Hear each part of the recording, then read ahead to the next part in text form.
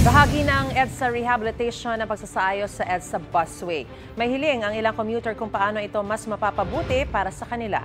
At may unang balita live, si EJ Gomez. EJ, ano-ano itong mga hiling na ito?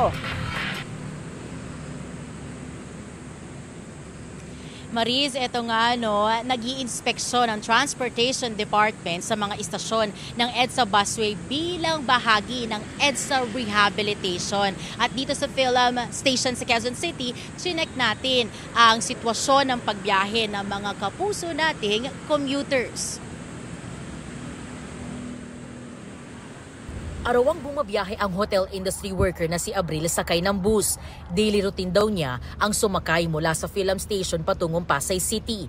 Malaking tulong daw ang pagkakaroon ng busway para sa mga commuter gaya niya na dati ay ilang oras kada araw nararanasan ang maipit sa traffic.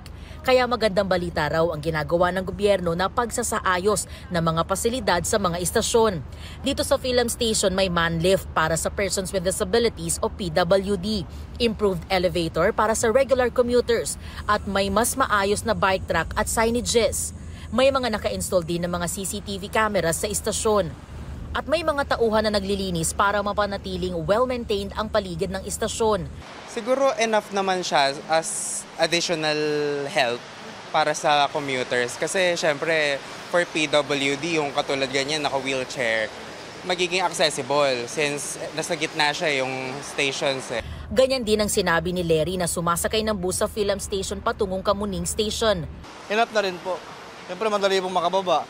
Tsaka yung mga bus carousel lang ganyan, madali pong makabiyahe sa mga trabaho po nila kasi may sariling daan po. Yun, hindi na po mahirapan. May panukala sila sa gobyerno sa pagsasaayos ng kalsada sa EDSA para sa kapakanan ng mga commuter. Siguro i-adjust, lakihan pa yung space for carousel lane kasi mas marami yung gumagamit ng public. Ito one lane So pag may stop, naka-stop din yung iba. Siguro dagdagan po siguro yung carousel. Dagdagan, parang konti lang po kasi.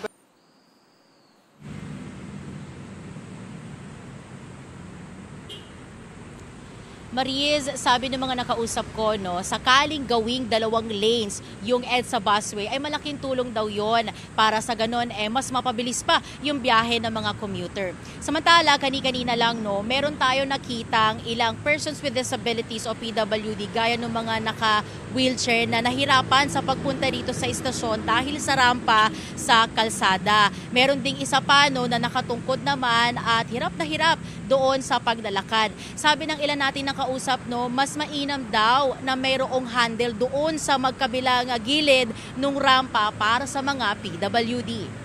At yan, ang unang balita mula rito sa Quezon City. EJ Gomez para sa GMA Integrated News.